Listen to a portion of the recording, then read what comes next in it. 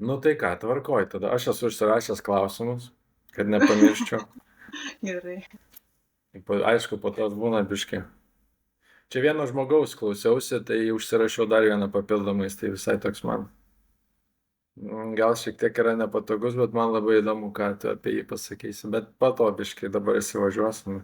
Okay. Nepulsi iš karto prie Tu- visų Gerai. Gerai. sunkiausių. Tai va, tai gal pradėkim nuo to tikriausiai pačio elementariausio, kurį tikriausiai tau daug kas yra uždavę, tai kuo tu užsiemi gyvenime? Kaip tu atsakai į šitą klausimą? Tai turbūt yra plačiaja prasme ir apie veiklas. Tai jeigu apie veiklas kalbėti, tai tokie kaip 3 dalykai pas mane pagrindiniai yra kvėpavimas, garsas ir prisilietimas. Tai kvėpavimas, sąmoningo kvėpavimo sesijas vedu žmonėm. Garsas tai garso terapija, Tibeto duobenų masažai. Ir prisilietimas tai holistinis viso kūno masažas yra. Tai va, tai tokie mano pagrindinės veiklos. Man esmė yra, kad aš ilgai atsirinkinėjau irgi, kas veikia, aš taikau ir daugiau visokių naturopatinių metodų prijungiu. Esmė, kad žmogui tiesiog veiktų, padėtų, kad jisai savo keliu eitų, evoliucionuotų, judėtų į priekį. Tai toks mano noras, tokia mano vizija savo veiklom. Labai graži vizija, kad žmogus evoliucionuotų.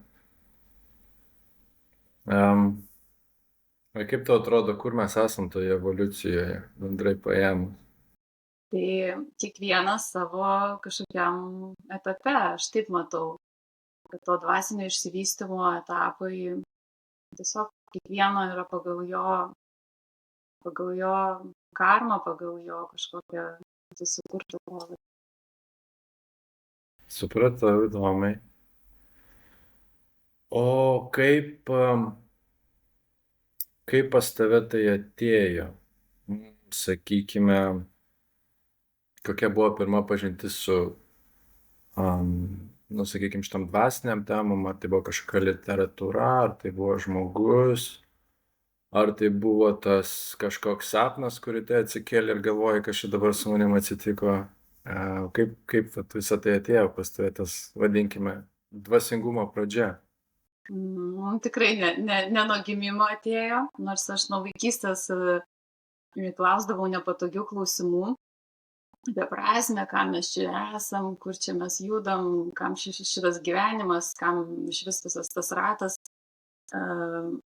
nes man atrodė, tarsi beprasmiška, bet atsakymų kaip ir negavau tokių, kad mane nuramintų, žodžiu, buvau nepatogus vaikas. O vėliau, žinoma, negaus atsakymą, tai bandžiau išoriniais visokiais būdais tarsi prisipildyti, jaustis geriau, kas aišku neveikia, jau visi mes turbūt žinom, kas ar bandom, arba nebebandom, bet, žodžiu, ieškom to pasipildymo per išorinius dalykus, per pasiekimus, per malonumus ir taip toliau. Tai aš tokioj gyvenau ganėtinai, taip neypatingai, sakykime, laimingai. Aš tiesiog jaučiausi ten, kur esu nelabai laiminga, labai nelaiminga, nors išoriškai atrodžiau pakankamai gerai, sėkminga, dirbau finansų srity ir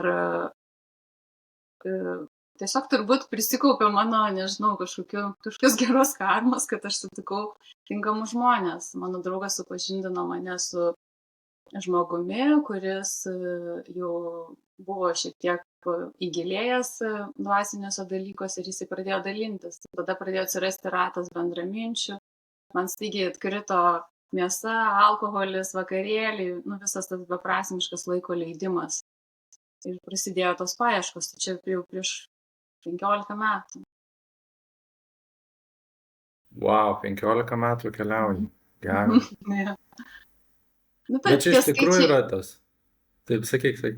tie skaičiai 15 gal skamba daug, bet vieni geba evoliucionuoti ir padaryti kažkokį tą dvasinį šuolį ir per metus daug didesnį, o kiti ten lėtais mažais žingsniukais, tai irgi nieko nepamatuoja tie metai, aš manau. Tik šiaip gražiai skamba 15 metų. Taip, taip, taip, taip. Tai tai kas čia palauk. Su kažkuo aš nekėjau, sakau, 10 metų gyvenam Maltai. Sako, 10 metų čia labai daug. Ir aš taip, blemba, 10 metų, kad man visai nesijaučia. Gal metai, gal aš net nebežinau. Matai, aš dabar labai susipažinau su tokiu Eckhart Tolle, su jo mintim, su jo tas būk čia ir dabar. Ir tas tampa labai įdomus potyris, kai tu pradedi atliktas jo meditacijas būti čia ir dabar. Ir tada, kad ta praeitis, ta ateitis, jos kaip ir dingsta, tu būni čia. Tas visas laikas įsigauna tokį fizinis laikas. Gauna visai kitokį atspalvį. Ir kaip tu sakai, tie metai gali atrodyti vienam žmogui labai daug, o kitam kaip akimirka. Mes viskas juk atrodo kaip akimirka. Čia gyveni 40-50 metų, bet va tą dieną atsikėlė ir galvoju, aš čia ir dabar. Tas yra labai, man asmeniškai labai įdomus dalykas, tas sąlytis su realybė ir kaip mes toj realybėje funkcionuojam. Ar buvo, kad kas atbaidytų dvasinėje praktikoje ir išgąsdintų, nebūtinai praktikoje, bet kad būtų kažkokių dalykų, kur taip atsargiau pažiūrėdavai, ar netgi toj pačioj dvasiniai praktikai, kur kažko užsiemi, kažkoks poveikis ir taip, galvoju, ne, gal kažkiek aš taip neskubėsiu. Ar viskas taip įsirbė, kad viską gerai, kaip ištroškęs keliautojas dykumoje? Aš, sakykime, gal taip labai negaliu išskirti, ar buvo kažkas konkretaus, kas gąsdintų arba stipriai ten įtrauktų ir kažkiek, kad tuo pačiu ir atstumtų tas dvasinės patirtis, ar skirtingi dalykai, nes tikrai daug visko išbandžiau. Bet buvo tiesiog etapais, kai kažkas viduj atitraukdavo, sakykime, tada mažiau buvo dvasinių kažkokių praktikų, o labiau nueidavau į kokį psichologinius metodus, sakykime, tokio va to bangavimo buvo nemažai. Tikrai nebuvo, kad 15 metų jau tiesiog ten į vieną vagą ir važiuoji. Ne, tų vagų buvo tiesiog paieškos, toks kasinėjimas, truputį čia, truputį ten, truputį kitur, toksai pagal tiesiog tuo metinį savo sąmoningumą. Jis iškart. Tiesa, kad ateina. Taip, tiesa, kad ateina praktikos pagal tavo, kaip ir informacija, taip atrodo, kad jinai ateina, kaip patirtų prieš tai minėjai, kada tu esi pasiruošę. Jo. Ir manau, kad net kiek mūsų tas vidinė išmintis iš vis leidžia sugerti tos informacijos, tų praktikų, tų metodų, nes, sakykime, tą pačią kurią nors knygą būna vieną kartą skaitau ir vienaip suprantu, kitą kartą visai kitaip, o trečią kartą iš vis atrodo, tai aš čia skaičiau ar neskaičiau, net atrodo, nebuvo šitą čia parašyta, tiesiog. Ta rega negeba, karminė rega per siaura, sakykime. Taip, visiškai teisingai. Čia, kaip žinai, Mažasis princas, tai gali skaityti visą gyvenimą, arba Jonathanas Livingstonas Žuvėdra. Ir aš dėl to, aš turiu tas knygų namie ir aš jas pateinu, užkliūna, dar kartą perskaitau. Ta pati teolė, žinok, aš jau turiu tą šios akimirkos jėgą gal, nežinau, 5 metus, gal 4, gal dar daugiau, net nežinau, kada čia pas mus atsirado. Ir aš ją, tai prie lovos pas mane guli ir aš ją vis paskaitau. Ir vėl padedu, vėl guli ten 3-4 mėnesius, nieks jos neliečia, po to aš vėl ją paskaitau. Ir kiekvieną kartą juokingiausia skaitau tuos pačius dalykus ir tie patys dalykai atrodo visai kitaip. Tas toks, taip įdomiai, kaip, bet iš kitos pusės mes niekada nesam tokie patys. Gimsti, pradedi mokytis, keities patirtis ir važiuoji. Kitas klausimas, ką turėjau, mes susipažinom su tavim Masters of Calm festivalį. Taip, atsimenu. Prieš, nežinau, kiek metų iš tikrųjų, gal 4. Jo, gal kažkur 4-5 metus iš tikrųjų. Kaip šitas festivalis atsirado tavo keliamės, jis yra tikrai unikalus festivalis, man atrodo, Lietuvos padangėje, mes jis turi tas, vadinkime, dažniausiai, kai mes kalbame apie festivalius, tai čia, koks geras buvo vakarėlis, alkoholis, visą kitą ir panašiai, kaip aš ten. Ir čia staiga, visai kitokia aura, visai kitokia, man buvo didžiausia, žinok, gal šokas iš tikrųjų, kai aš sutikau žmogų, su kuriuo ėjau į tą pačią mokyklą ir jisai buvo mokyklai toks biški prieš tų, kur kitą užgaus, kitą pavadins, kitą pastums. Jis vyresnis buvo keliais metais. Ir aš tą žmogų sutinku ir taip, toks visiškai kitas. Ir žinai, kas pradžioje yra sunku, kad tu matai tą veidą, išorę matai. Ir tau iš karto eina asociacijos, praeitis, pradeda suktis tas filmas, vadinu. Ir jis pradeda šnekėti ir tu taip, oho, čia tai pokytis. Man labai smagu, ypač tokius dalykus sutikti, kad tu pamatai, kad galima, kad keičiasi žmonės. Žinai, yra kitų nuomonė, kad čia nesikeičia, čia visada to programos ir važiuosi su ją. O tai pamatyti ir galvoju, wow, jeigu šitas žmogus gali, tai ir aš gal galiu savo biškį šikną įspirti ir aš galiu biškį pasikeisti. Tai norėjau paklausti, kaip šis festivalis atsirado tavo gyvenime ir kodėl jį važiuoji. Man šiaip labai dar nuostabu išgirsti tavo pasidalinimą apie tą žmogų ir galvoju, kokią nuostabią rolę tas žmogus atlieka, kad gali įkvėpti kitą savo pokyčių. Jo, smagu. Tai tokių turbūt gal dauguma irgi važiuoja į tą festivalį pamatyti, kažkokį gauti įkvėpimą, inspiraciją, pabūti ar bendraminčių. Man asmeniškai buvo taip, kad aš sugalvojau važiuoti pirmą kartą dėl šeimos. Dėl to, kad buvo vaikas labai mažas ir tiesiog norėjosi tokios saugios aplinkos, pabūt 10 dienų gamtoj, palapiniai, su pagamintų maistu nuostabiu ir nieko nereikia rūpintis. Ir visi žmonės aplinkui yra draugiški, domisi sąmoningumu, dvasingumu, kas kuo. Tai tiesiog labai labai saugi, nuostabi aplinka. Nes aš pati buvau jau daug visko ragavus, tyrinėjusi, tai tokio tarsi paieškų jau, nelabai jaučiu, kad aš kažką ten norėčiau atrasti savo, bet labai norėjau, ir vyras norėjo, jis norėjo įvairias praktikas nueiti išbandyti. O man toks galvo, kaip bus nuostabu, tiesiog galiu paleisti vaiką, jis visur lakstys ir bus nuostabu. Tai labiau iš tos pusės buvo tas važiavimas. Jo, atsiprašau. Jo, yra tas aspektas, kad labai būtent parodyti gal net atžalai savo, kad galima kitaip. Mes aš, kai augau, visur, kur eidavai vakarėlis, kažkoks pasisėdėjimas dažniausiai būdavo su buteliu ant stalo ir tam tikra, ta prasme, tam tikra, kur mes visi, kur tu jau žinai, kas bus. Ir jo, ir kai man irgi sūnus atėjo šį pasaulį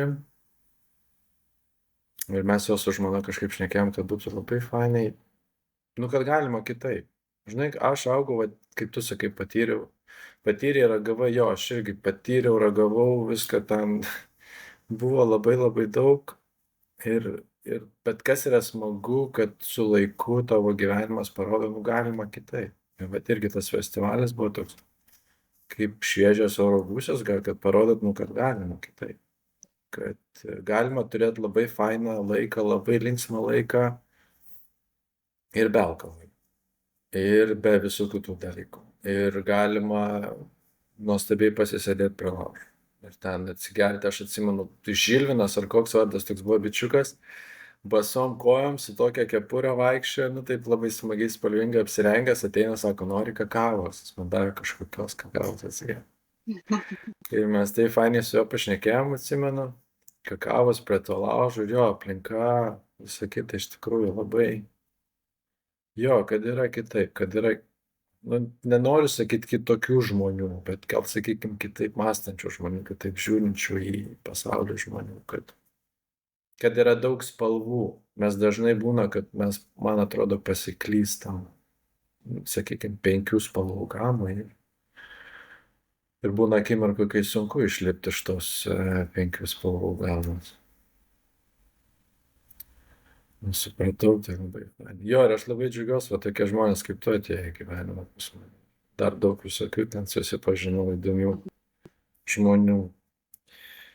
Buvai užsiminus, kad atkrito alkoholis, mėsa, žuvis, tai tiek veganinė mityba, ar iš pradžių kaip ir Prieš vegetarė? 15 metų tai vegetarinė. Vegetarė.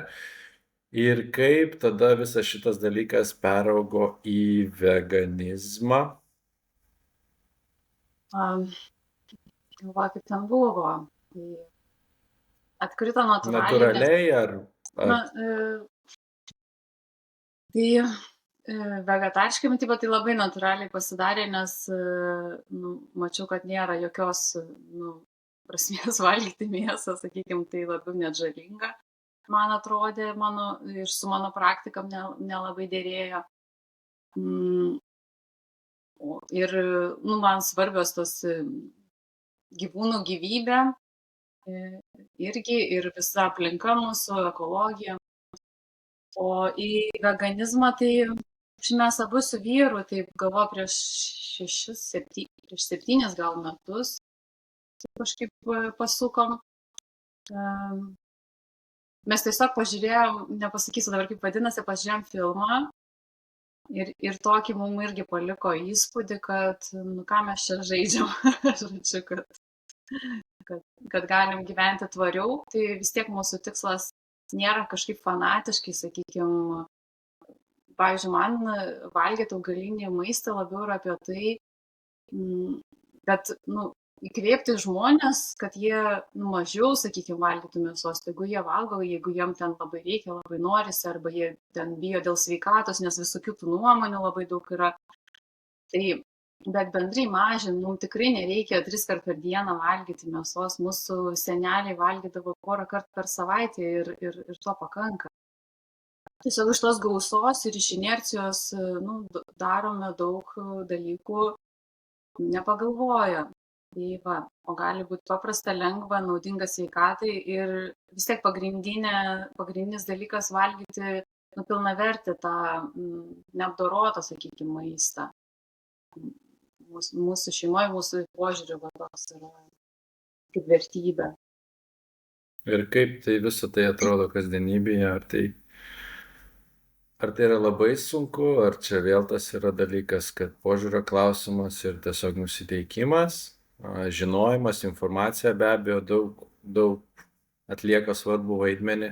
Mes, man atrodo, dar kas yra su mėsos valgymu, tai yra paprasta, tai yra greitai, tai yra taip, kaip mes užaugom, ten visko yra, ko, vadinkime, organizmui reikia iš vitaminų ir kitų dalykų, ir tai yra labai paprasta, kaip tu sakai. Ne kaip tu sakai, bet tai kas būtų veganinė mityba jo kasdienybėje?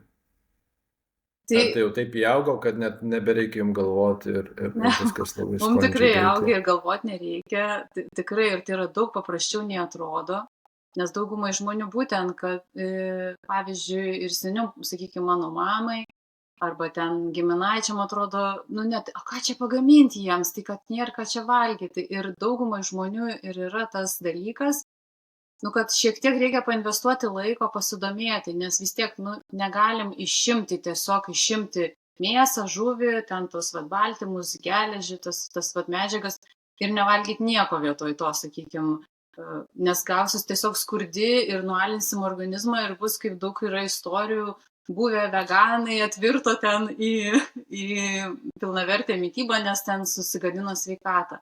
Tai žinoma, jeigu aš valgysiu 3 kartus avižinę košę per dieną, tai greičiausiai nekas bus sveikas. Vis tiek svarbiausia yra įvairovė. Tai va, ir tiesiog susipažinti su tokiais kaip pagrindais, ką su kuo paderinti ir atrasti gal tiesiog savo kažkokius favoritus pradžioje, aš manau, reikia kažkokius kelis receptus, kurie patiktų. Dėl to, aišku, aš nesu šalininkė tų visų patiekalų, kurie atstoja mėsiškus patiekalus, kur bando padaryti kažką panašaus, kaip buvo, bet be mėsos. Bet, nes tai yra tiesiog, toks pritemptas dalykas, bet aš manau, kad tai yra geras dalykas tuo požiūriu, kad labai padeda žmonėm, kurie nežino, kaip čia perkeisti, ką čia padaryti. Tai tiesiog kažkokį pradžiai, kaip perėjimui, kažkokį tą pakaitalą valgo. O mūsų kasdienoj tai tiesiog yra, nežinau, labai, labai paprasta. Nežinau, kuom dalintis, nes man tai yra natūralu. Paprasta. O žiūrėk, dabar daug gerat papildų? Kažkiek kompensuojat ar nereikia? Taip valdėt viską? Tai pagrindinis dalykas B12 yra, kuri nuolatos mes vartojam. Ir mes D vitaminą, kaip ir visi lietuviai, turbūt irgi vartojam D vitaminą, nes mums nepakanka saulės. Tai turbūt ir pagrindiniai du dalykai. Ir maltai jį vartoja žmonės, nors čia bet aš matau, saulės kad jūs įdegęs, o aš esu balta. Jo, kad matai, aš dabar taip iški aktyviai daug laiko laukia praleidžiu, ruošiuosi triatlonui. Nuostabu. Man praeitais metais susišvietė, aš šiaip dažnai pradėjau dalyvauti bėgimuose įvairiausiuose, ten po kalnus, ten karstytis, taip toliau ir panašiai. Ir praeitais metais aš pamačiau, jis visada vyksta Maltoje, aš taip pamačiau triatloną ir galvoju, vau, žinai, ir aš norėčiau sudalyvauti. Ir kaip pasakiau, kad norėčiau sudalyvauti, atsirado toks žmogus, mano būsima trenerė triatlono pas mane į gyvenimą, su kuria dabar mes treniruojamės. Visus tos dalykus. Tai jo, tai tenka man, aš laukia taip praleidžiu, taip iškidegiu, bet Maltai žino geria žmonės vitaminą. Geria, ir aš pats jį geriu. Čia kaip bebūtų ironiška, nors mes, man atrodo, Maltai yra ar ne apie 300 kažkiek saulėtų ten. Čia jeigu apsiniaugia, čia yra keista. Mes dabar buvom Lietuvoje grįžę kalėdom. Ir man taip, žinai, keista, viskas taip pilka. Šiek tiek, kad gal tas ir jaučiasi tas 10 metų skirtumas, kad yra dalykų, nuo kuriuos atpratęs, pavyzdžiui, kad tiesiog Maltų išsidėjai, iš bet kada išeiti lauk. Ir teoriškai Lietuvoje, bet kada gali išeiti lauką ir labai gerai apsengęs, bet čia tokio nėra, žinai, kad pagalvotum antrą kartą. Žinai, jeigu lyja ten šlapdriba, nesmagu būna, kad, gal aš pabūsiu namie. Čia tokio nėra, čia apsirengi. Ir žygiuoji. Tai taip, kad dėl vitamino D, man atrodo, kad aš nežinau, nebent tu saulė ten kaip iš čiukio sukiesi. Tiek, kad neužtenka jums. Jo, labai įdomi. Gal čia irgi priklauso, kaip organizmas savinas visus tos dalykus, mes mūsų organizmai iš esmės yra unikalūs. Sakykime, tas pats maistas, kuris tau tinka, gali man ne visiškai tikti. Taip, visiškai. Na, tokių bendrų dalykų. O taip, tai buvo šeimai šiek tiek šokas, aš įsivaizduoju, ką čia pagaminu. Bet čia dažnas dalykas, jeigu tu jau vegetaras esi, atvažiuoji pas močiutę jau kraipo galvą, galvoja, vaikeli. Jau sakyčiau, dėl veganizmo gal nebuvo šokas, prieš 15 metų gal labiau buvo, kai iš viso tapau vegetarė ir prieš 15 metų, nežinau, mano aplinkoje nebuvo tokių žmonių, nei šeimoje, nei aplinkui. Dabar yra normalu, vegetaras, veganas, labai tai yra dažna. O tais laikais tai kažkaip tai buvo labai keista ir sudėtinga, tikrai buvo sudėtinga. Tai kėlė aplinkiniam nepatogumą. O dabar Kas jau, su tavim negerai? Vos ne. jo, taip. Net būdavo juokai, ai, nevartoja alkoholio, o tai ką, kažką kitą vartoja, ne? Tokie juokai būdavo. Taip, jo. Tada gali su to juoku važiuoti, jo, vartoju, žinau, kad labai labai. Labai padeda, jeigu norit, va galim, kad tas susisės. Dabar gal net, sakykim, tas vegetarizmas, veganizmas ir mados reikalas yra pagavęs šiek Iš tiek. Ir tiesų, tai pasižiūrėkim, kaip tu paminėjai tuos mėsos pakaitalus, kur iš sojos gamina, ar iš tofu, ar iš visų tų kitų dalykų. Tie bendrai, tie visi didieji, vadinkime, koncernai, pavadinimai, jie labai yra pagavę bangą, kaip su nealkoholiniu alum, vadinkime, irgi yra tikrai prieš, aš nežinau, 50 metų, ką, nu, jo, nežinau, kaip į tai būtų pažiūrėję, kaip į tokį visą. O dabar yra tame. Ir aš, bet kartais man tai pasirodo, kad vat, visi tie pakaitalai, vat klausimas, ar yra geriau, mes neaišku, ką tu ten valgai, ar yra geriau tą gerą, jeigu tau norisi iš tikrųjų to gero jautienos, geros jautienos, ar kartais žmogui, jeigu tikrai viduje labai norisi, geriau eiti jau prie to, vat, bent jau geros mėsos, negu valgyti tuos vadinamus pakaitalus, kur kartais mes nežinom. Ypač, kai žinai, yra visa mada, kai yra daug gaminama ir mes juk visur, nesvarbu, ką tu bevalgytum, esmė yra, kad būtų kokybiškai, kad būtų. nu taip, aš tai manau, kad tiesiog yra klausimas, koks tikslas žmogaus, kodėl jis kažko nevalgo ar kažką valgo. Taip, Nes yra taip. daug tų priežasčių ir pagal tai žiūrėti galima. Tai tas matavimas. Jeigu tu sapnuoji, tai suvalgyk tą kepsniuką. Jeigu tu, žinai, būna kiti vaikštų, bet aš kaip norėčiau, aš kaip norėčiau, aš kaip norėčiau, aš kaip norėčiau. Ir toks būna, kad vos nekankini savi. Nu, vat kaip tu kalbi, matos, tau eina iš tavęs natūraliai, tu vat net sakai, nežinau, nu ko čia pradėti, čia galėčiau vardinti visą valandą, kiek visko mes valgom ir kaip tai yra lengva ir paprasta. Pas tai eina iš tavęs. Kai žmogus kankinasi, nu tai tada tu taip, nu nesikankink. Nu, tai per valią ir per kančią iš vis aš nemanau, kad yra kelias tinkamas kažką daryti. Tai labai, nu, žmogus turi suprasti, kodėl daro. Bet sakau, jeigu visos dietos neveikia per valią ir kančią, niekam nesuveikia, kas tiesiog laikosi kažko ten svorio metimų, ten mėgsta žmonės. Tai kai nėra prote aiškiai sudėta kodėl ir pagrįsta keliais žingsniais, tai, nu, tiesiog mažai šansų. Bet tiesiog tie seniai įpročiai, norai, kažkokie, nu, jie bus tik užspausti ir iš to bus tik kažkokios traumos ir problemos. Ir klientai visiems traumų gydytojai. Taip, Niekur neveda. iš tiesų. Kaip atsirado kanalas? Kas paskatino jo įkūrimą? Tai čia toks labai paprastas dalykas buvo karantinas, visi buvo uždaryti namuose. Iš neturėjimo ką veikti kanalų žmonės pradėjo. Jo, iš tiesų, nu, mano idėja buvo tokia, kad labai norėsiu dalintis tuo, kad tai yra paprasta. Aš tokią grupę dar turėjau, joje dalinausi, tiesiog iš vis 30 dienų dėjau, kai būna sausis, tas veganuary, January, žodžiu, aš dalinausi.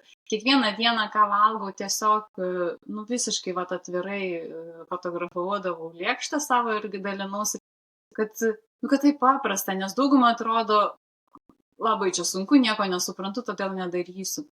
Tai ir tas kanalas buvo toks, norėsiu pasidalinti, kad ir tėvai matytų, galimai įkvėptų juos kažką mums gaminti. Ir buvo šiaip smagu kažką kurti, tegu pagal mano standartus, tai ten neturėjau nei kuom filmuoti, tai buvo viskas labai bet buvo tiesiog gera dalintis ir galėdavo pamatyti ir tėvai, ir artimieji, ir draugai, ir kam įdomu, ir išgirsti mus, pamatyti, kaip gyvenam, kažką apie mus irgi ir iš tos pusės. Ir dabar dėja jisai snaudžiantis yra, nes neprioritetinis šiuo metu gaunasi, tai bet Kai norėtųsi turėsi laiko tęsk, Jo, manau, jo. kad žmonėm visada fainai. Tau Mhm. pačiai, man atrodo, tokie dalykai yra labai įdomi kelionė.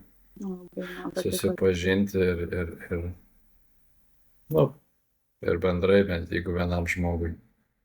Vieną žmogų užkabini, man atrodo, jau yra didelis, žinai, pasisakyti. Sutinku. Aš šitą darau, aš su draugu vaikščiau miške, mes apie kažką šnekėjom, ir jisai sako, gal tu laidą norėtum daryti? Aš pasakojom, gal kai radijo, aš ten šiek tiek dirbau jaunystėje. Kad šiaip man patinka su žmonėms šnekėti. Ai, sako, nežinau, kažkaip daug čia viską daryti, nežinau. Nu, bet po to grįžau į malą, taip. Galvoju, žinai, pabandysiu. Nu, taip pabiškai vis kart nuo kart kažką pakeičiu, su kažkuo pasišnekėdavau. Bet tai nebuvo toks, kad, nu, gal aš netoks žmogus esu, kad ten kiekvieną. Gal dėl to, kad tai irgi nėra kažkoks pajamų šaltinis ar siekimas kažkokio tam, kažkokio labai kažko. Tai va taip, kai žmogus, o kaip tu atėjai, man į galvą ir galvoju, prama, kaip būtų fainai su Amata pasišnekėti. Lietuviškai.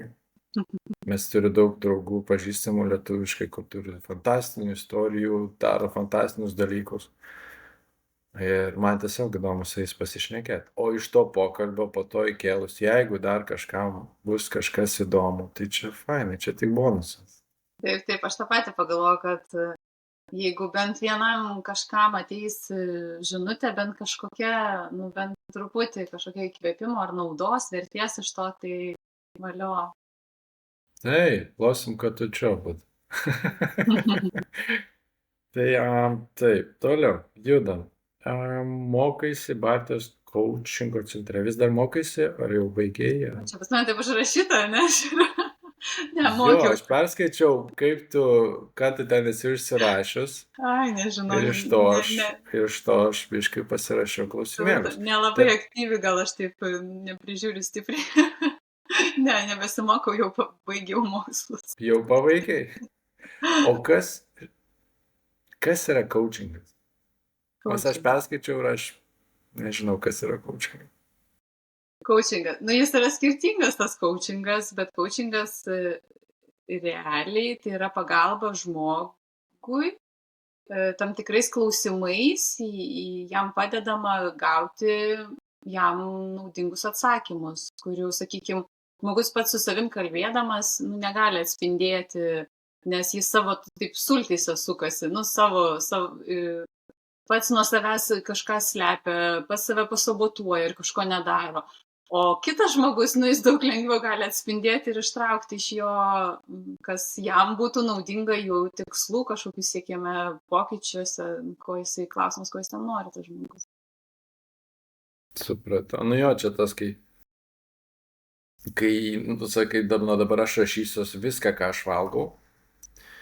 Ir ateina ta akimirka, kai tu ten suvalgai kažką, kad nelabai reikėjo rašyti ir tu neužsirašai to.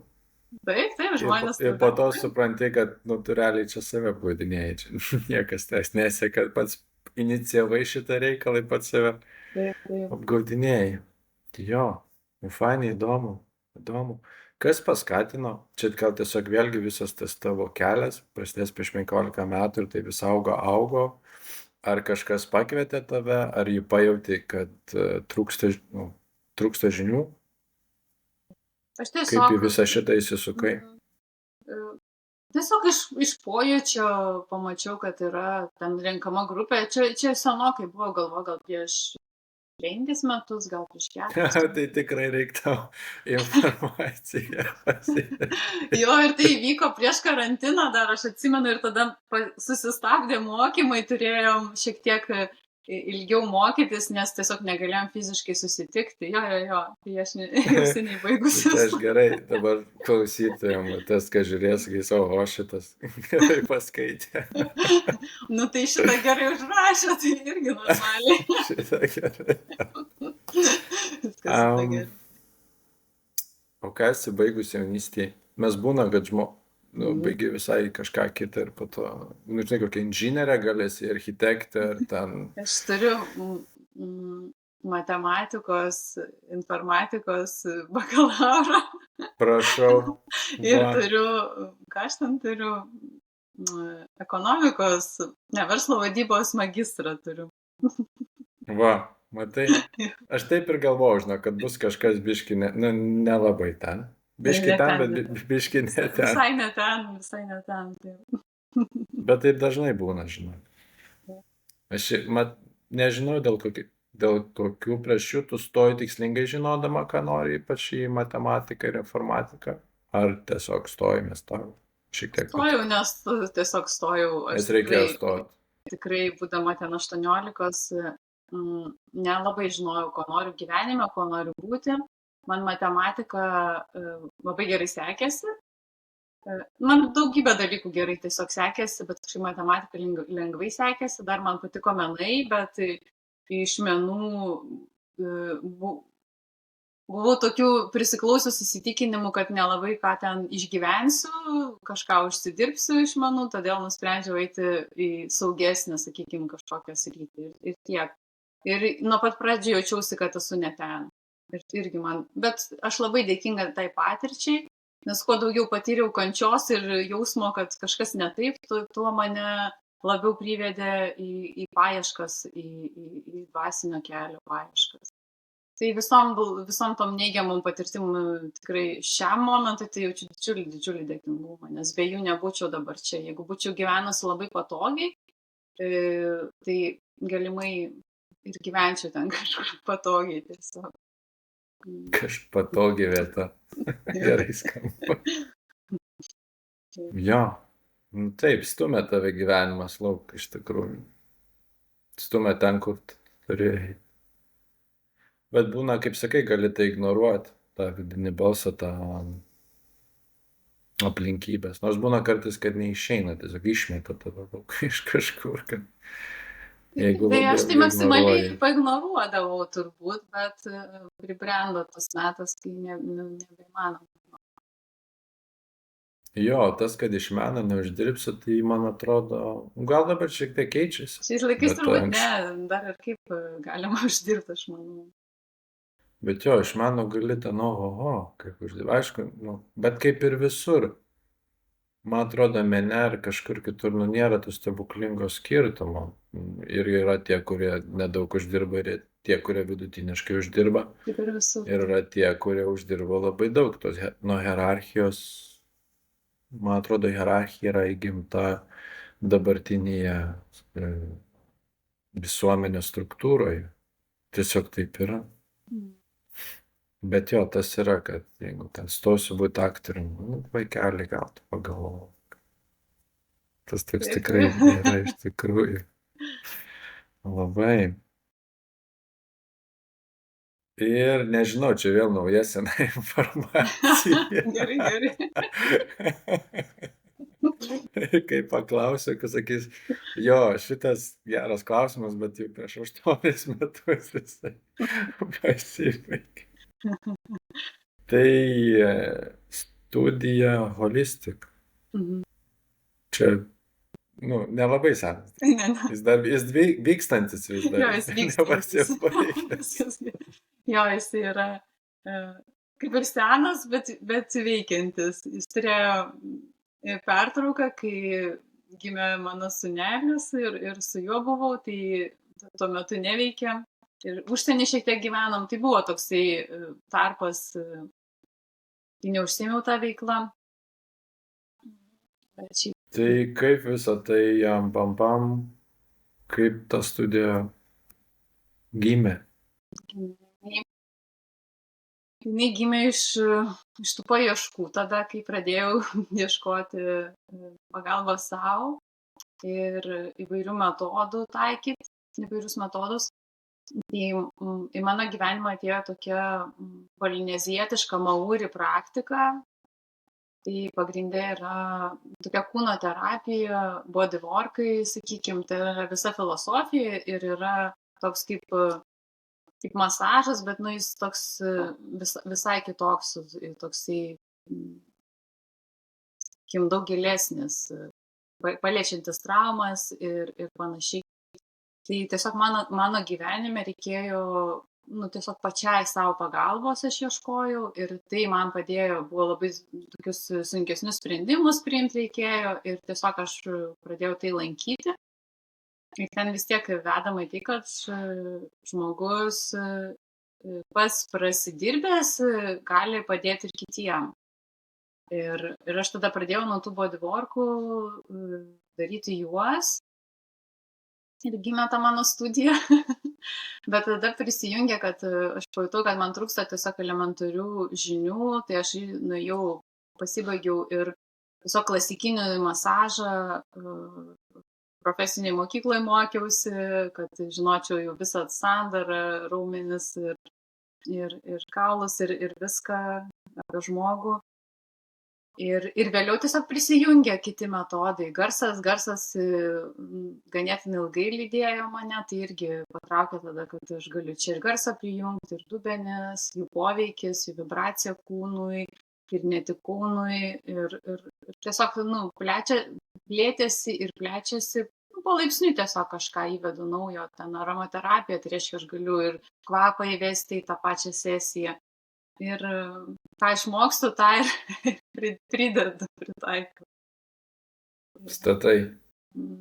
Statai dvasinę pilį. Fainai. Gražiai pasakyta. Tai jo, dabar šiek tiek apie Tibeto dubenys.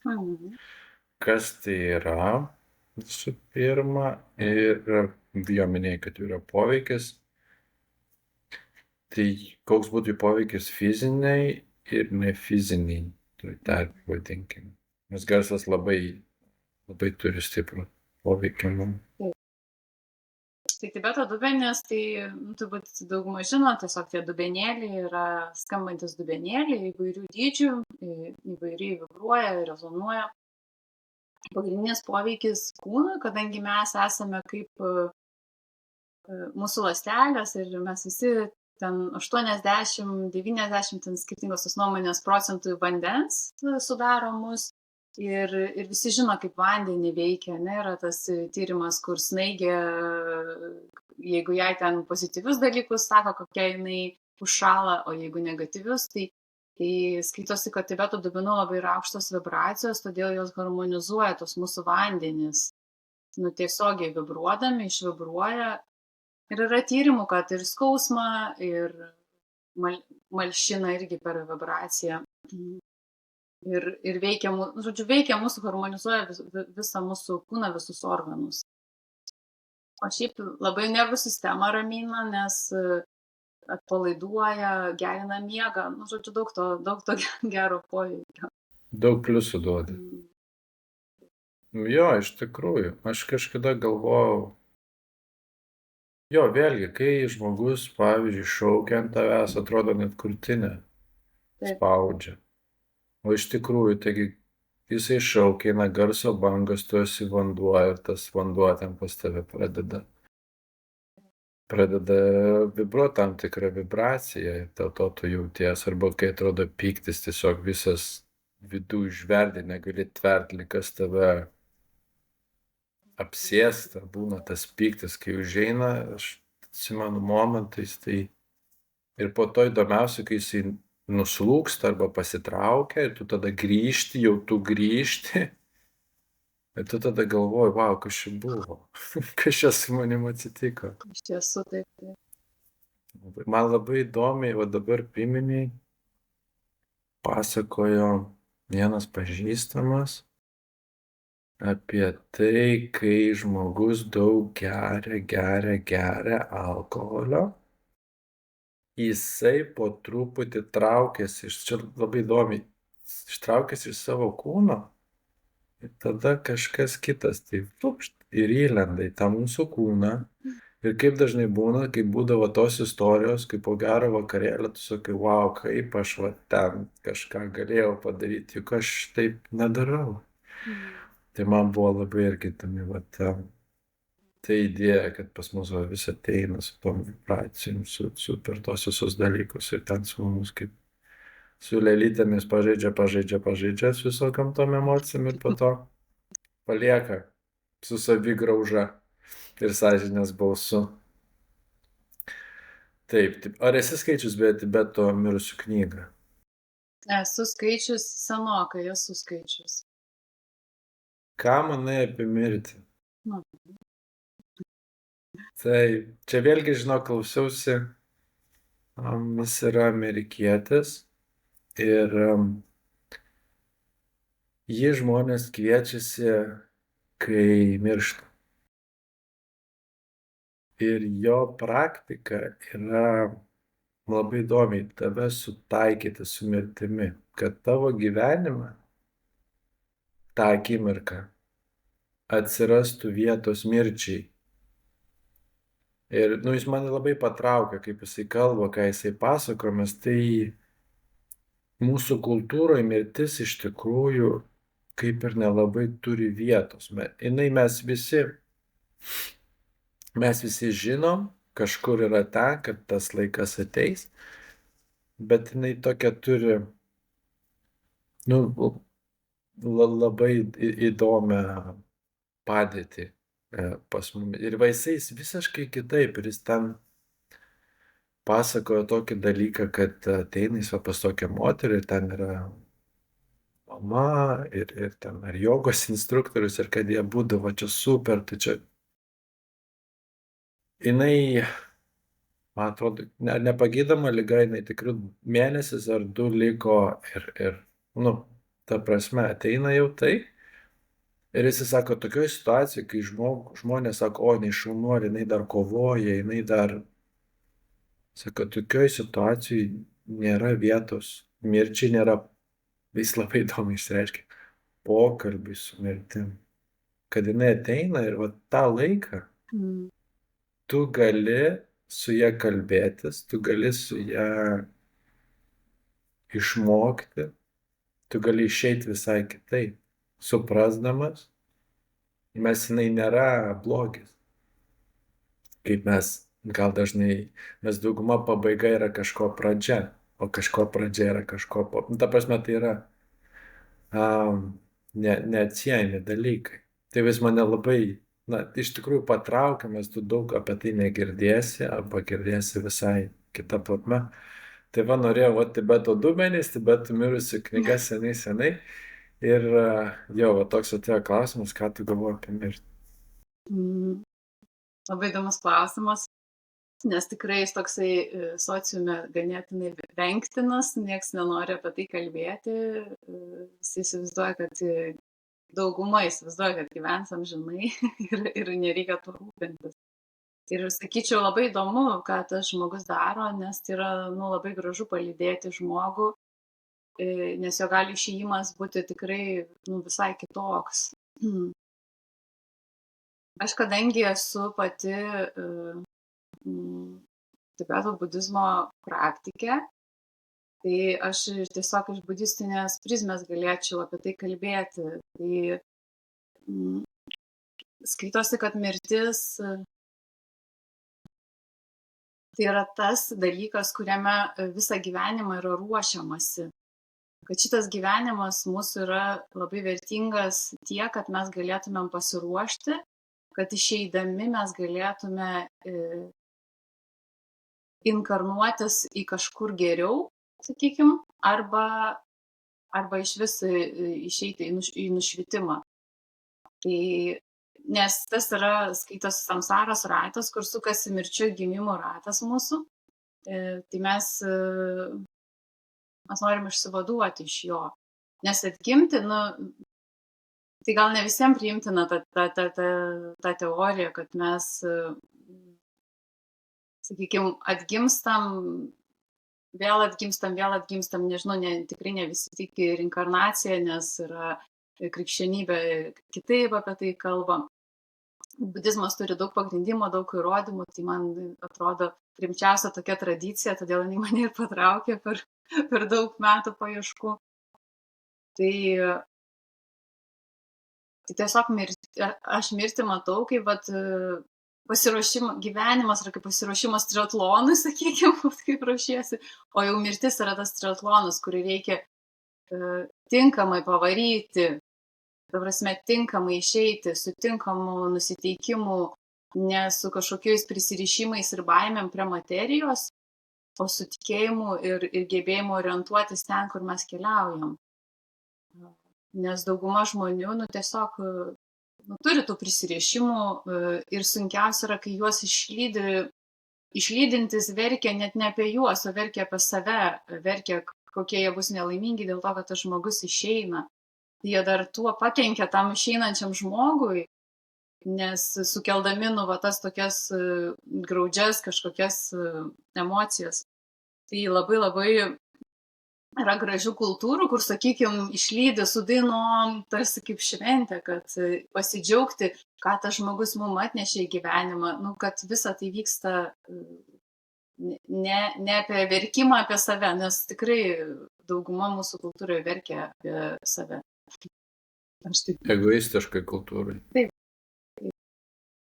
Aš bendrai dažnai save pagaunu, koks tas ego yra.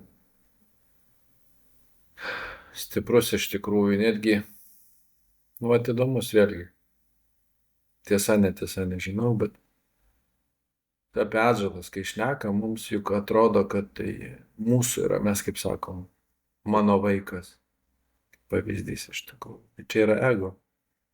Labai labai gražiai, giliai, subtiliai pasislėpęs ego. Nes iš tikrųjų tai nėra tavo vaikas. Tai tu tiesiog esi atsakingas už tą sielą, tą mažą žmogutį, kuris atėjo į gyvenimą ir kuris po tam tikro laiko į savo keliu. Tu jam gali padėti, būti tas vedlys, įvesti į gyvenimą, parodyti, kad, kaip tu atveži šeimai Masters of Calm, kad parodyti, kad yra kitaip, kad, aišku, vėlgi tikėti, kad ta siela, kuri ateina, jau pasirinko tėvelius tokius kaip tave arba kaip mus, kad jinai atėjo jau tam tikrų pamokų. Bet jo, netgi tokiuose dalykuose ego mūsų labai yra įdomus dalykas. Ten taip pasislėpęs, ten taip. Kūrinys šito pasaulio, kuris, man atrodo, labiausiai ir bijo mirties ir įkalina mus į tą baimę, kadangi jo nebeliks.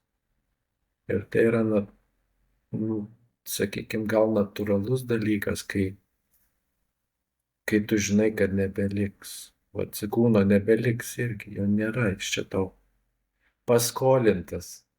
Šiek tiek, kaip tu sakai, išmokti ir judėti. Bet čia taip klaidingas, gal mūsų dar labai pas daug ką suvokimas iš viso, kas mes esame, nesame pažinę savęs, kas iš tiesų esame. Nes mes galvom, čia mano kūnas, čia aš va kūnas, ten kaip aš atrodo ir panašiai. Tai mes nei kūnas, net tie patys, nei emocijos, nei mintis, tai nesame mes. Bet kad į tai eiti, tai reikia išdrįsti, nuogai eiti, neskubėti šitam pasauly, kažką dirbti, daryti, veikti, kad tik nereiktų galvoti ir atsigręžti savo kažkokius nepatogius dalykus. Tai vien iš to labai daug, kad mes tiesiog neteisingai suvokiam realybę. Labai gražiai yra uždavęs klausimą. Nežinau, esi girdėjus Modži toks yra. Mūdži ar Modži? Mūdži. Ir viena Mūdži. Taip, pataisyk mane, jeigu aš nusišneku, tu mane pataisyk.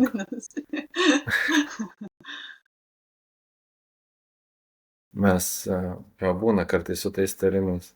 Į pievas nuvažiuoju. Tai Mūdži pasakė, buvo viename iš satsangų žmogus, kaip būna, ten gali užduoti klausimus ir pasakoti. Ir žmogus sako, mano kūnas, mano mintis, mano protas, mano. Ir jis sako, palauk, o tu man gali pasakyti, kam tai priklauso. Nes kai tu sakai mano kūnas, mano protas, mano mintis, reiškia yra yra kažkas, kam tai visą tai priklauso. Ir tą klausimą, kai uždavė, tai žiūri tą žmogų ir toks, tikriausiai pirmą kartą, aš lygiai taip pat jaučiausi kaip tas žmogus, aš pirmą kartą pagalvojau, wow, tai jau iš tikrųjų kam? Nes kaip sako, mano kūnas, mano protas. Ok, tai kam? Tai visą tai priklauso. Ir toks, o kaip tu sakai, pradeda nešti gilesnis dalykas. Užsiminiai budizmą ir po ilgų paieškų tave patraukė būti. Atsakymus radai priimtinas, sakykime, kelias pasirodė priimtinas. Tu Taip, Tibeto budizmu užsiemi, taip? taip yra Nes jo budizmas. ten irgi yra Jo, ne yra viena daug. ir ne dvi atšakos. Jo, jų yra atšakų. Taip, aš tiesiog sutikau ir mokytoją, ir tuo pačiu radau ir kelią. Ir viskas labai logiška, tiesiog man atsakė logiškai į tokius į daugybę viduje esančių klausimų. Tiesiog atėjo atsakymai ir tada susidėliojo taškai ant į. Tai ir nuo tada atėjo ramybė, kad aš einu keliu ir aš aiškiai žinau, bet aš aiškiai žinau, iš kur aš einu ir kur aš einu. Ir turiu žemėlapį, kaip kur ten eiti. Tai va tas labai svarbu, nes daug praktikų, man buvo apie tai, kad aš ten kažką dariau ir truputį kažką savyje gerinau. Kas irgi vertinga, kas irgi kelio dalis, ieškoti, tyrinėti, vis kažkaip evoliucionuoti, bet dabar labai labai aišku. Ir tas duoda didžiulę ramybę ir įkvėpimą būti, judėti dėl kitų, tokia prasmė atsirado didžiulė. Suvokiai save, supratai, kas esi. Tiek, kiek galiu šiame išsivystymo etape. Kiek pajėgiu. Tai labai daug. Man asmeniškai dabar dar kitas kelias, kur atėjo, tai yra daoizmas ar taoizmas. Ir man irgi ten iki nuko. Nežinau, kažkaip, gal kaip tu sakai, ateina ir taip pajauti, kad tinka, kad rezonuoja, kad atsako, man labai irgi svarbu gal. Nes kildavo tų visokių egzistencinių klausimų, kur mes su visais gali diskutuoti, negali visų paklausti. Arba atsakymai net kartais netenkina, nes atrodo, Taip. kažkas dar kažkaip kitaip, o su visais tais kartais keliais atėjęs. Mes aš prieš tai irgi pradžiau vieną, kitą meditaciją. Man labai kas iš tikrųjų gal postūmių davė, tai buvo kvėpavimo praktikos skausmo tema. Kai aš kvėpavau ir aš žiūriu, kad visos mano rankos yra susisukusios, surakintos ten, visas susisukęs įvairiausiom formom ir tai buvo toks stiprus dalykas, ypač tas potyris po to, kai jau integracija vyksta ir visas tai paleid ir tu toks. Man labiausiai iš viso to tas vidinė ramybė ar džiaugsmas, nežinau kaip tai paaiškinti, bet tokia, kad nėra, kaip sakiau, nėra praeities, nėra ateities, yra tik čia ir dabar. Ir tai yra tai fainai pabūti ten, to čia ir dabar. Ir kaip tau su kvėpavimu, nes aš žinau, kad tu irgi darai praktikas. Jeigu tai nėra pasenusi informacija. Kokios praktikos ir vėlgi, ką tuo bandai padėti žmonėms, stengiasi padėti žmonėms. Nes kvėpavimas, mes tai atliekam kiekvieną akimirką, bet daugumai iš mūsų nesuvokiam, kokia tai yra didelė jėga ir kaip tai yra svarbu. Tai kvėpavimas šiaip labai įdomus dalykas, nes jisai, kaip ir minėjai, jisai vyksta natūraliai, be mūsų pastangų jis puikiai vyksta. Jeigu mes nežinom, negalvojam apie jį, jis vis tiek vyksta. bet mes galim ir sąmoningai jį kontroliuoti. Ir irgi vyksta, nu, ta prasme, mes nieko negalim kito pakontroliuoti ten, virškinimo ar širdies kažkaip stipriai. Nu, kažką galim gal mintim ten paaktyvinti, bet šiaip nelabai. Tai kvėpavimas iš viso mano gyvenimą labai įdomiai atėjo. Man, kai aš pradėjau praktikuoti, tai daug kur būna pranajamos, vis kažkokie kvėpavimo pratimai. Tai buvo mano nemėgstamiausia dalis. Aš galėdavau bet ką daryti, jogą, ten kažkokią praktiką, medituoti, vizualizuoti, bet ką, tik nekvėpuoti. Aš negalėdavau pakęsti kvėpuoti. O kodėl? Nežinau, man buvo Kas sunku. sukeldavo? Man buvo sunku, nepatogu, kažką ten, nu, taip tiesiog fiziškai nuo kelių gilesnių įkvėpimų man pasidarydavo labai labai nepatogu kūne, labai nemalonu. Kažką per daug rūkei, kai buvai jauna. Kas įdomiausia, ko nedariau, bet nerūkiau iš viso gyvenime, beveik esu bandžius, bet nesigavo, labai norėjau iš tiesų paauglystėje būti kieta ir su kitais rūkyti, bet man nesigavo. Tai, nu, žodžiu, man labai nepatikdavo kvėpuoti. Na ir aš ten kažkaip praktikas vienas kitas darydavau, kartais va tai kokį rebefingą nueidavau ir tada sakydavau, ne, aš gyvenimo daugiau neįsiu ir tada gal po metų kokių kitų vėl nueidavau. Nu, nes irgi buvo man va sunku, ten susukdavo, persukdavo kažką ten, nu, žodžiu, buvo labai labai keistų tų patirčių ir tiesiog aš jų vengiau. Ir čia prieš porą metų, man atrodo, tai pavasarį kažkaip aš pamačiau, kad yra instruktorių mokymai. Aš taip vidui galvoju, nu, bet iš tiesų, ko labiausiai nenorim, tą reiktų daryti. Ir galvoju, ir kaip, nu, aš tokį turiu, va, tai ir iki šiol vadovaujos, kaip gyvenam, tiksliau, kaip kvėpuojam, taip ir gyvenam. Tai jeigu tai gyvybė, kvėpavimas yra gyvybė.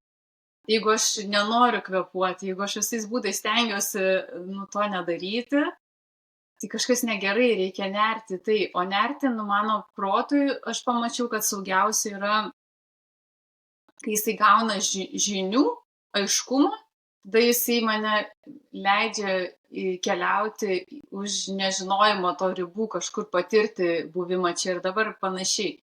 Bet man vesti tiesiog intuityviai iš pojūčio, ką aš visada darydavau, man tai nelabai veikia, mano protui reikia kažką atsiremti, kažkokių žinių. Tai galvoju, nu, tai geriausia vieta yra eiti instruktorių kursus. Tai aš jau visiškai dėl savęs peržengti savo tą nenorą kvėpuoti, nenorą gyventi kažkokį paslėptą. Ir aš gal po trečios kvėpavimo sesijos man atsivėrė, kad man pasidarė ir malonu kvėpuoti. Ir aš tiesiog nustojau tapatinti su kūnu, tapatinti su kvėpavimu. O nueidavau stebėtojo poziciją, tai tada ar šalta, ar karšta, ar skauda, ar nemalonu, viskas ištirpsta, nebėra to. Aš tiesiog žiūriu save iš šono. Tai kadangi mane labai paveikė tokią super antikvėpuotoją, pavertė į kvėpuotoją, tai aš labai rekomenduoju ir visiems tai daryti. Taip. Šitas matematinis tavo protas. Jo, yra. Matematinė, kur reikia. Yra, kai kur jis tikrai pasireiškia, yra jo. Vėl priminėjai labai, kai kalbame ir informaciją, tai kaip ir tai vis ateina tokia, apie tai, kaip mes, vienas autorius irgi pateikė tokį pakankamai stiprų pavyzdį, mes jo paklausė, kodėl, sako, mano draugė, jinai turėjo vyrą, kuris smurtavo, ir kodėl jinai vėl grįžta pas vyrą, kuris smurtavo, ir kodėl jinai neišbrenda. Ir jis labai įdomų atsakymą pasakė. Jisai sakė, kad mūsų protui nepatinka nežinomybė. Jam nepatinka, kai jis nežino, jam nepatinka. Ir yra žmonių, kurie rinksis geriau smurtą, kančią, skausmą, nes jų protas žino, ką jis gaus. Jisai jaučiasi saugus toje aplinkoje ir dėl to žmonės kiti neišbrenda, neišlipa iš tokių situacijų, kur iš šono žiūrint atrodo, kas čia per velniava, kodėl tu taip gyveni. Mes yra ar ta per didelė baimė, ar kažkas, kad o keistis yra eiti į nežinomybę. Ir va, kai tu sakai, kvėpuoti instruktoriaus kursus užsirašyti. Ir tada ateina pokyčiai, nes kitaip, užstringa žmonės. Iš Tai tiesų. labai įdomi tas. Nu, aš irgi matau, kaip protas dažnai nenori pokyčių, nes jam tiesiog nepatogu. Ir nu, stengiuosi kuo greičiau užbėgti už to nepatogumą, ta prasme, kad nu, čia tik protui nepatogu, o kam ten nepatogu iš tiesų? Nu, toks, kai tai yra Jo, tik... kam Kam ten ten iš vis nepatogu? nepatogu? Kur tas kažkas, kam ten nepatogu? Kur jis? Tai parodykit man. Išlys.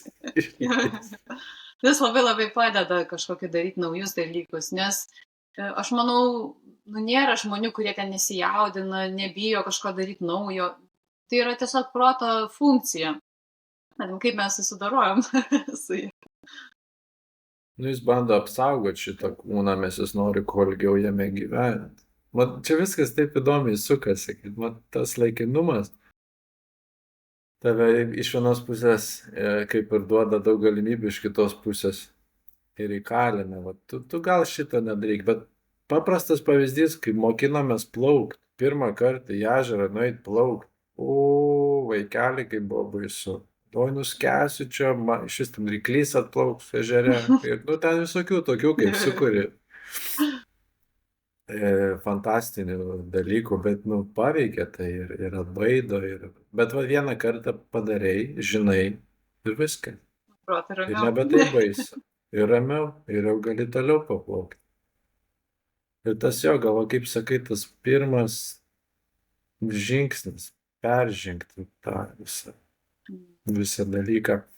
Dar kai kalbėjai apie reinkarnacijas, atėjo tokia mintis, kad gal jeigu mes visi susivoktume, kad reinkarnuojamės, kad tai nėra mūsų vienintelis gyvenimas.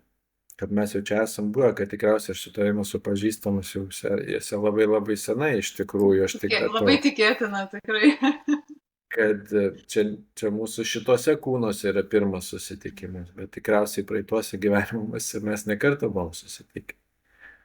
Ir kad jeigu tai žmonės susivoktų, mes būtume atsakingesni. Mes žinai gaunasi dabar, kad viskas, aš čia pagyvenu, mirštu ir vos ne visiškai vienodai kaip čia bus. O kai tu supranti, kad toliau tas, kad tu gali čia dar grįžti, jeigu tu kažkokią pamoką kažką turi padaryti. Tada visai, aš turiu pagalvoti, nes aš čia grįšiu. Ir tu grįši, ir mes visi čia grįšim, dauguma iš mūsų čia grįšim. Vienokio ar kitų tikslų. Gal pasikeisti visą dinamiką, kaip mes gyvenam, kaip mes šitą kūną matom, kaip mes vienas kitą matom. Tai va, tokia būtų mano paskutinė graži mintis. Labai graži. Tai va, ačiū tau labai. Aš šitą nuostabią valandą ir 10 minučių. Ačiū tau.